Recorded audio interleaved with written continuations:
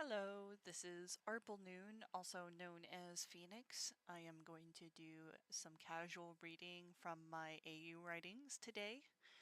This time it is Little Talks. You can find any of my Undertale AU fanfictions on archiveofourown.org or AO3. Simply search for arplenoon. I've still got my tea with me.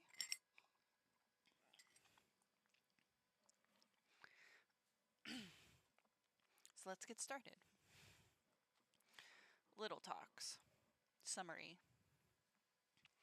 The story takes place directly after The Dream Falls, following Error's POV after Dreams, about their first encounter and the shenanigans Error goes through for the next 2 decades.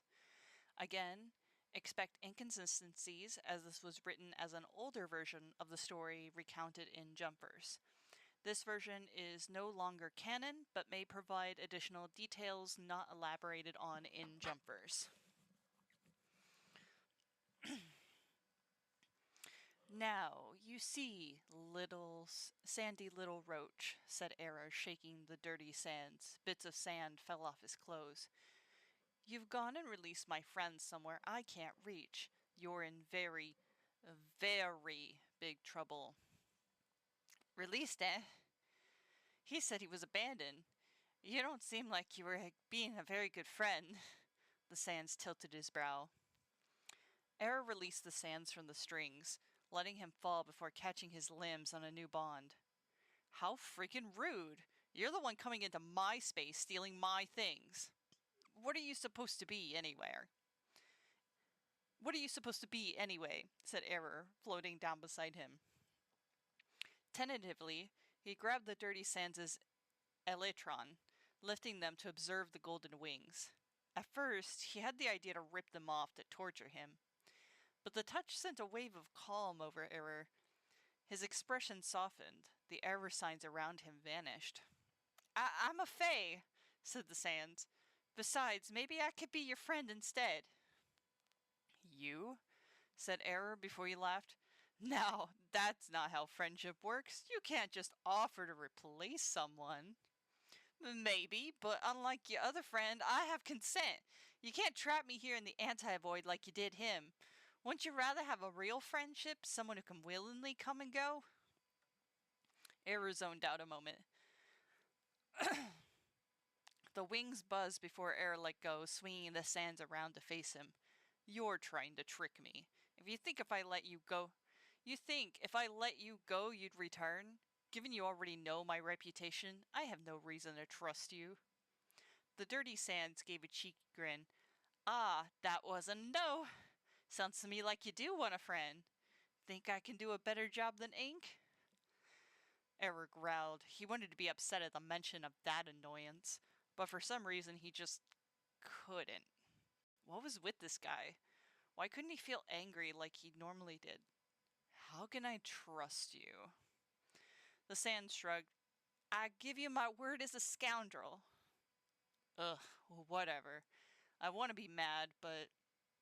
said Error before he gave a wide grin, releasing the sands from the strings.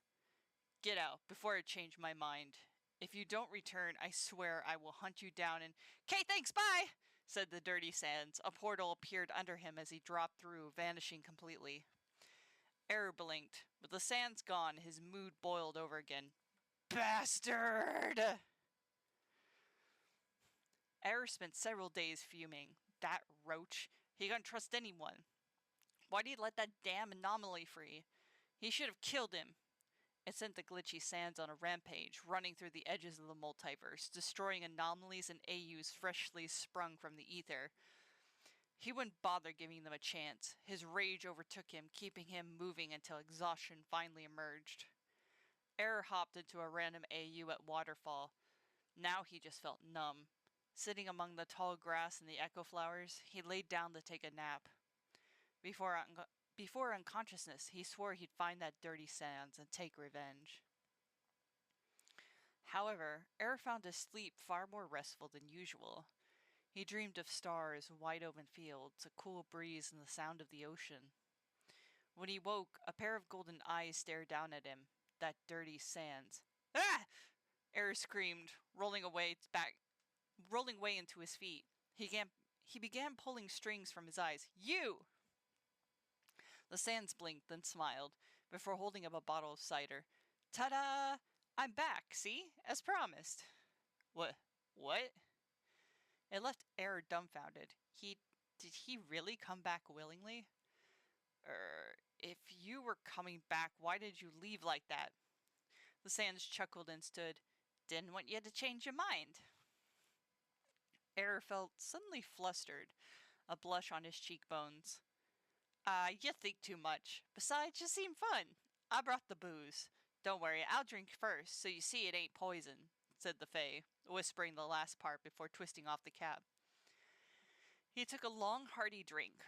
One, making Error wonder how damn much this guy could drink, and two, hey, don't drink it all. Wasn't that for me? The Fae Sand stopped after half the bottle was emptied. Error snatched it away. There was that calm feeling again. Fuck it. Error lifted the bottle, attempting to drink the rest in one go. Damn, the ship burned. Good shit. Maybe this friendship could be useful after all. Error threw the empty bottle aside and forced himself to stand straight. Alright, then anomaly number... Fuck, what do I call you? Well, you can't call me Sand, so how about Sandy? That works. Sandy, okay, said Error, feeling the alcohol hit. So, wanna check out this AU? Sure, said Sandy, cheerfully with a yellow blush.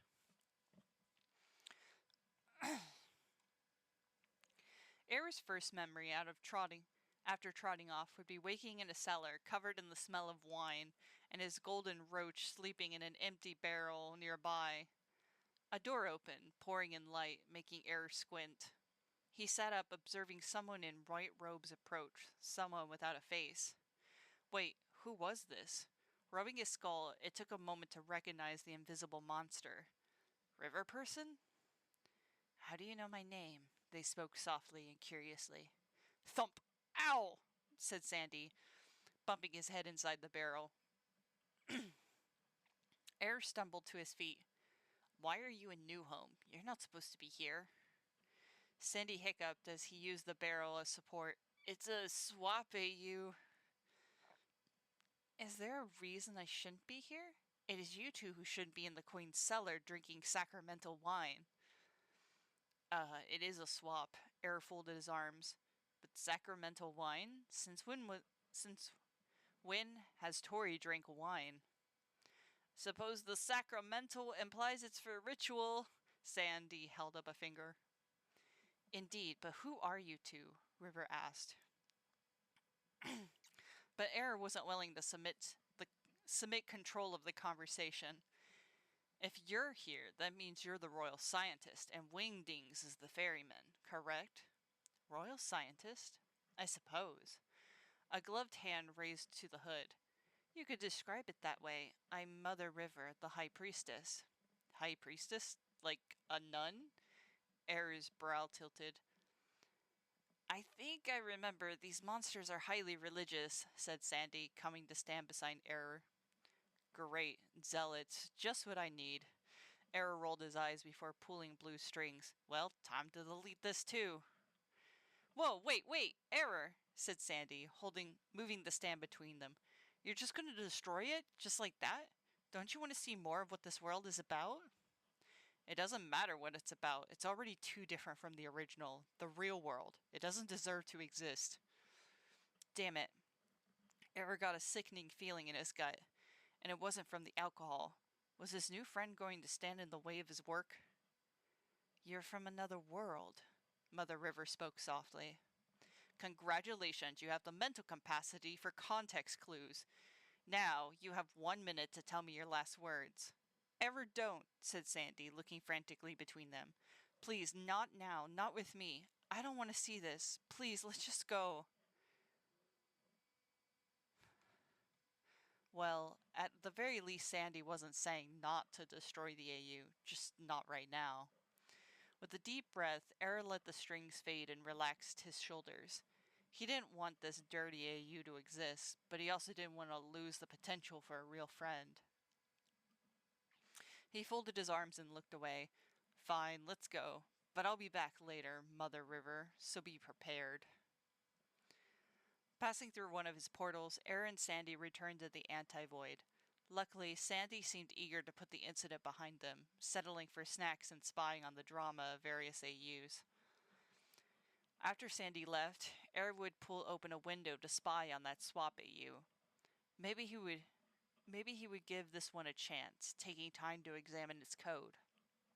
How interesting. This world was on a trajectory to disappear on its own. Gaster was childless, and would remain so, which meant there would be no Sans, and no papyrus. Kara would kill everyone before the ghost of Frisk wiped them out. No resets, no mercy. Well, this could be interesting to watch. For once, someone else was doing his job for him. Error, can you hear me? It was Mother River. Error had caught her praying in her private chambers. I await your return. I wish to bargain. Clearly you disapprove of us. How might we please you? They were praying to him? Like some kind of god or saint? Flustered, Air changed his view somewhere else. But curiosity got the better of him. Several nights he returned his view to Mother River to see how she might beg his aid. She never failed to mention him, no matter what she had been praying for that day. Perhaps this AU could be interesting after all. Maybe he could have a little fun with it. Besides, it was doomed to stop existing eventually. Weeks after his first visit, Air returned, entering Mother River's room as she prayed. He folded his arms and huffed. A bargain, is it? Tell me, what could you possibly offer that I would care to have? River stood. So, I was not dreaming. Are you a god or devil? Air waved a finger. I'm asking the questions. I will give anything. My soul, my morality. I will sacrifice my own people if it means saving my world. Air rubbed his chin. So they had the cutthroat mentality of many gasters. Survival at all costs? Truth is, I'm not the one you need to be worried about. If I destroy this world or not, it is programmed to die. In 2 decades, a human will come who cannot be stopped. They will slaughter your people before this world is deleted. Programmed? Do you mean God's will? Error laughed and waved his hand. God, goodness, no. Well, to be honest, I don't really know who or what programs the AUs. Whoever it is, they've gotten on my nerves, creating all these anomalies. Pacing the room, Eri contemplated. Say, if there is something behind these abominations, and it does will this world to die, I wonder if I defied that will. If I could destroy this AU any time, but... Looking back at River, he gave a soft growl. Maybe I can make an exception. I wonder if this world could be made to survive. Then you will help me. River's hood tilted. Perhaps. Let's see if you can be as ruthless in action as you are in words. Error gave a devilish grin.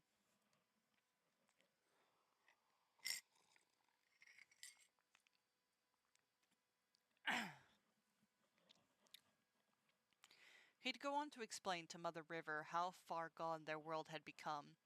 All across the underground hung a blinding white from above, which had been there since the beginning. That white is the anti-void. Even if you break the barrier, your people will have nowhere to go. And so, he instructed Mother River on things to be done to make their AU more in line with the classic, and primarily missing pieces were sands and papyrus. Stealing the experiment notes from a world called Handplates, Error brought these to Mother River. He'd also show them how to summon data screens like him, so they could learn how other AUs were constructed.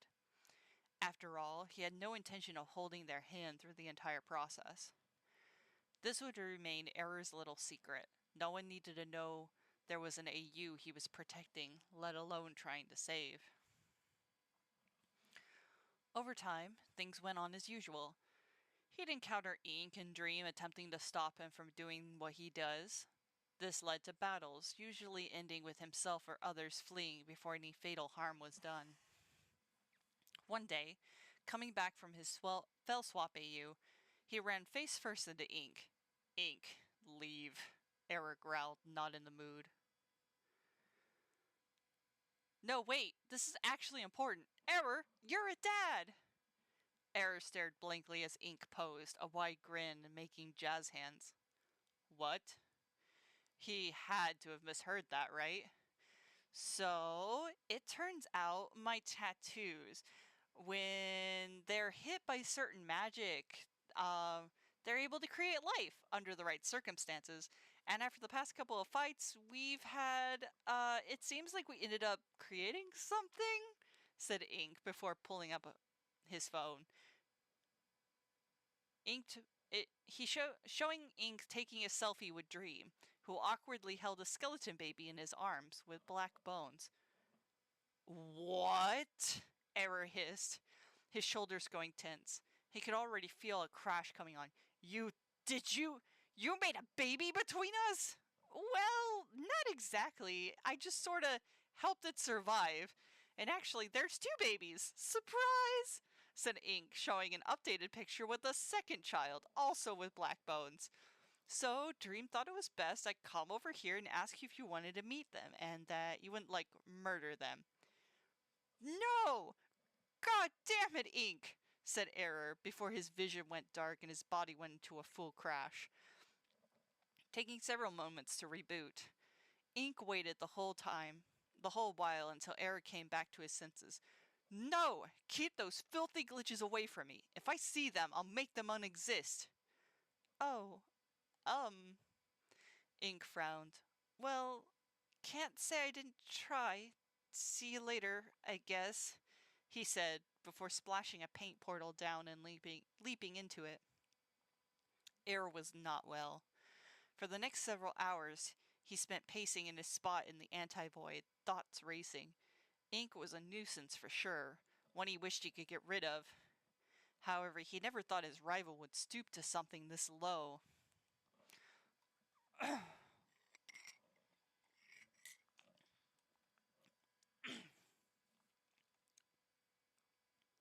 Sandy appeared, as if knowing his friend was in distress.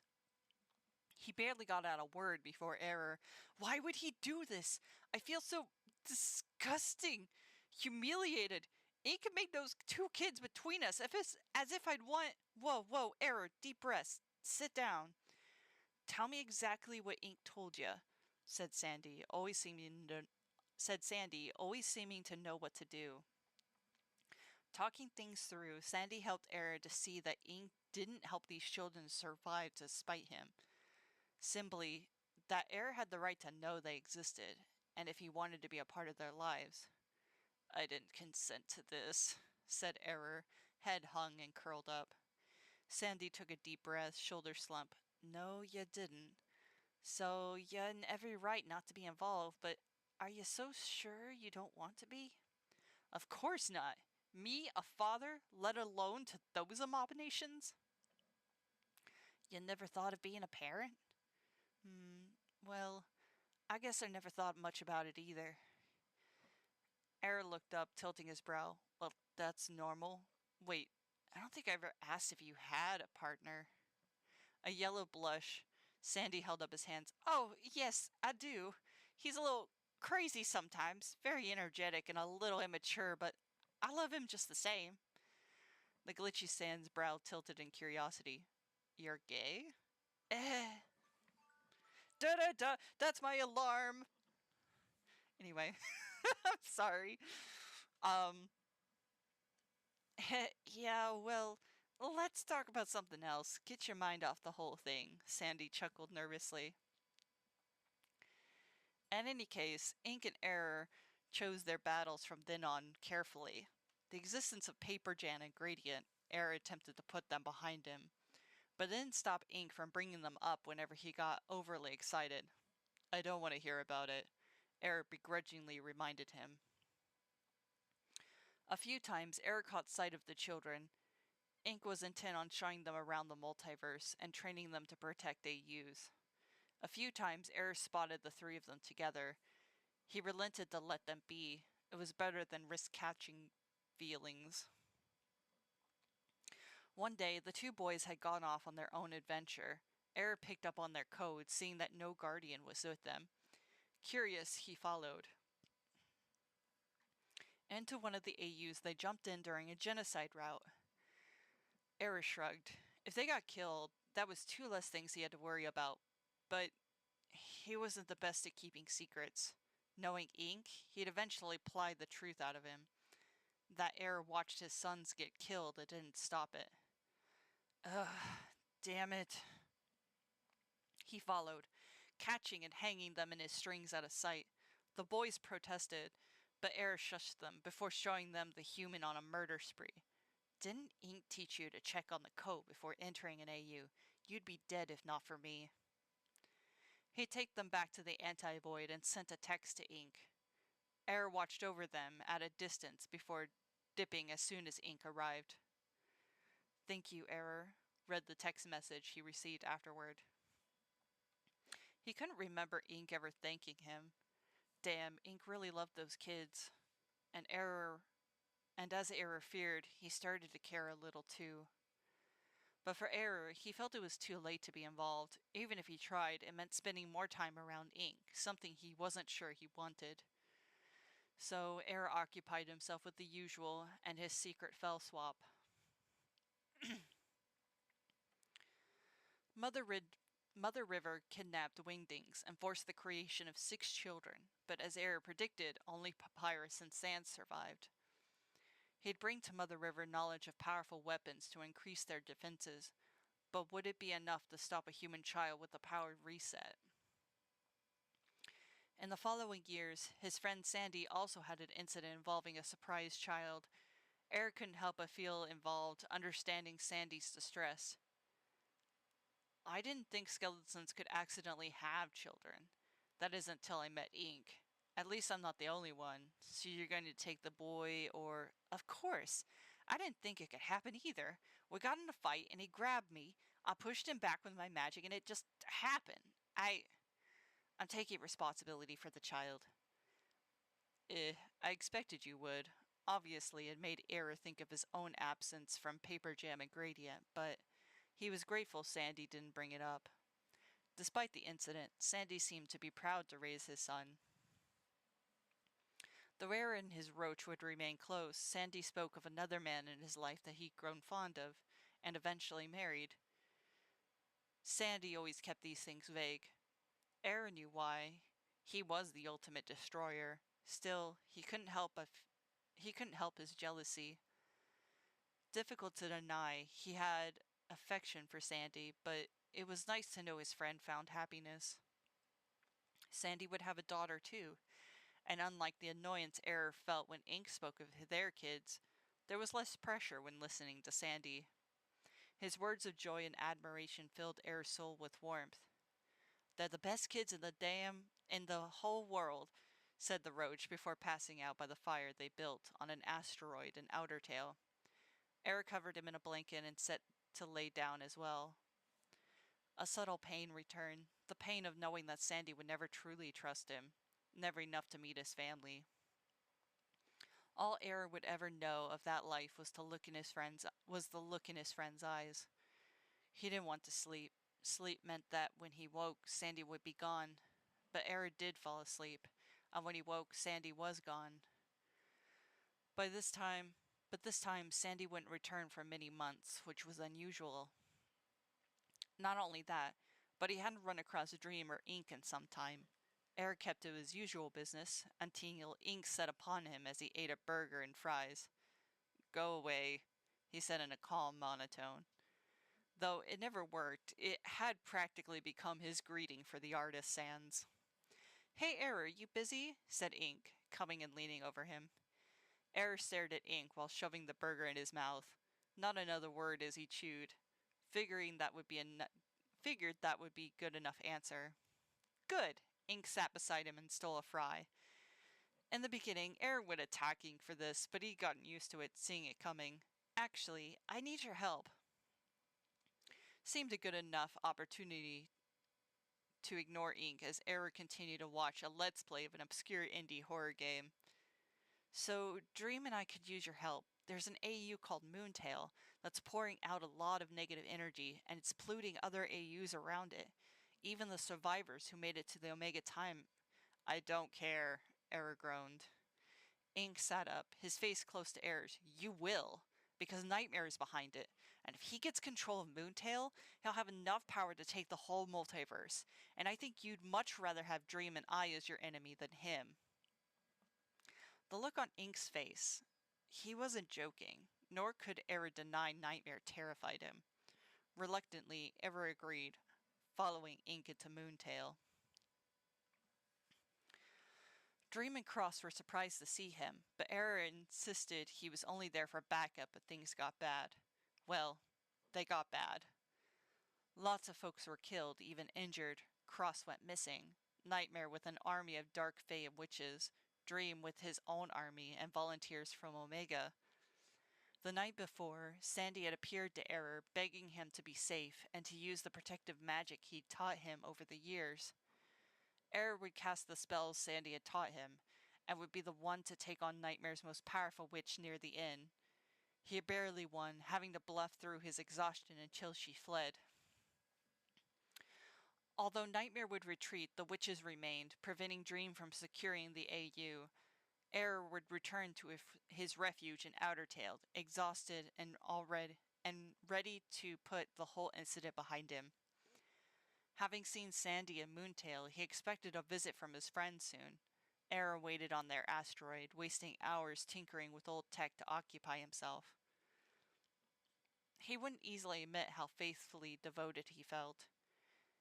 Error had stolen a spaceship, repairing it, anything to keep his mind from thoughts of abandonment. But Sandy did appear again. Error? Error turned to see his friend's arms wrapped around himself, his face dark. He'd been crying. Sandy?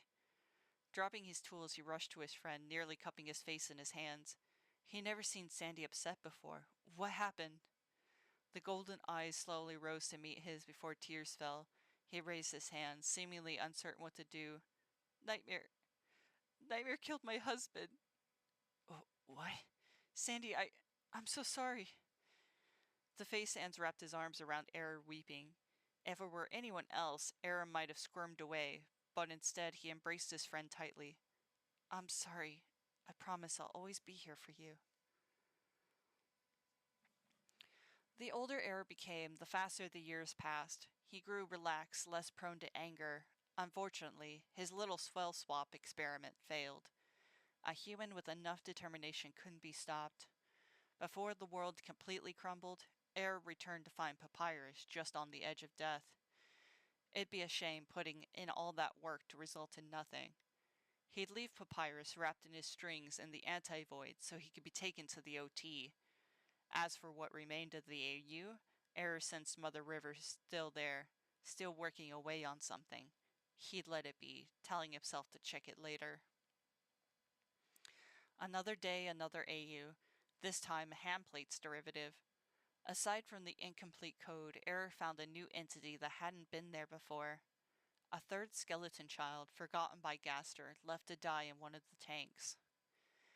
It was then Error knew the years had changed him. An immense pity for the creature came over him. Removing her from the tank, he wrapped her in warm towels, taking her back to his home to see if she'd survive. She did survive and grew healthier than expected. Without a lower jaw, Error taught her sign language and named her Cambria.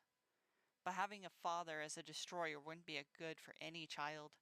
He had planned to find a new home for her eventually, and couldn't help but think of the two sons he'd neglected all those years.